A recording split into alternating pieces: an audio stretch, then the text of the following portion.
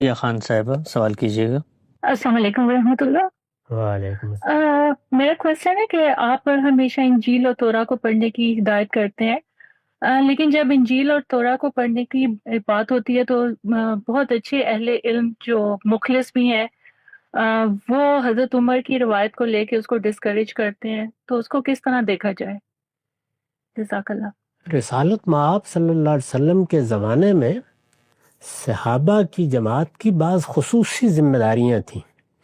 ان ذمہ داریوں میں سب سے بڑی ذمہ داری، جس کو بعض موقعوں پر رسول اللہ نے بہت سختی کے ساتھ بیان کیا ہے، وہ قرآن کو حفاظت سے پہنچانے کی ذمہ داری تھی۔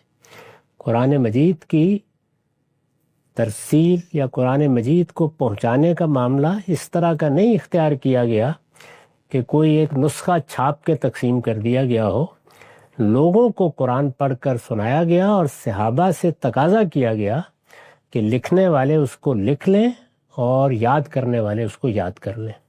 تو اس طرح سے اس کے دسیوں حفاظ اور اس کے سینکڑوں نسخے وجود میں آتے چلے گئے، اور اب بھی یہی طریقہ مسلمانوں نے اختیار کر رکھا ہے۔ یعنی جو اس وقت کیا گیا اس وقت بھی بالکل وہی ہے۔